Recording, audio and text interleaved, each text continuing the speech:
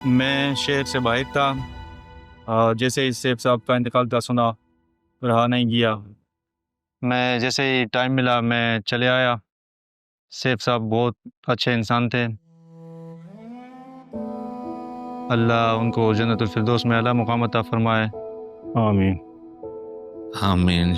बहुत शुक्रिया। बस दुआ करें कि अल्लाह ताला आगे की मंजिलें आसान फरमाए। नाम बेशक। सेब साहब के पास मेरे 15-20 साल कैसे गुजर गए पता ही नहीं चला। जब भी कोई प्रॉब्लम होती थी बस कहने की देर होती थी और वो हल कर देते थे। लेकिन अब तो ऐसे लग रहा है जैसे एक घना साया सर से उठ गया हो।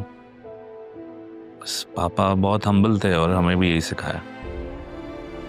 एक बात हमेशा करते थे, वो कहते थे ज़मीन पे चलने वाले को अगर ज़मीन की हकीकत मालूम हो जाए ना तो तकब्बुर उस पर गालिब नहीं आता। इतनी उम्र गुजर जाने के बाद रब की हिकमत समझ में आई। मिट्टी से इंसान को बनाया है, फिर उसी मिट्टी को इंसान के पैरों तले बिछा देता है और आखिर में उसी को ओढ़ना बिछोना। गोया मिट्टी मिट्टी से ही मिल जाती है।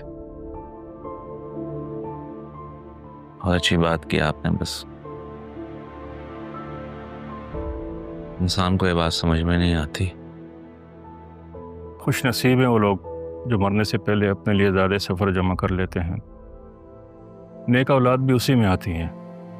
आप उनके एक अच्छे बेटे हैं, आप उनके लिए सदक़े जारिया हैं। इंसान की नेकियां ही उसके काम आती हैं। अल्लाह ताला आपको और आपकी फैमिली को सब्र अता फरमाए। आमीन।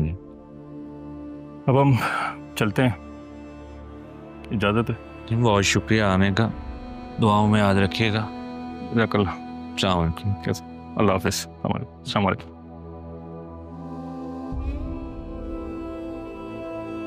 आदिल साहब, आपकी इजाजत से मैं राह बेटी को भी ताज़ियत देना चाहता हूँ। जी बिल्कुल। वो नवासी थी पापा की, नवासी हैं। और मेरी बहन की बेटी। जी आइए मैं आपको मिलवाता हूँ। जी जी। प्लीज चलो चलिए।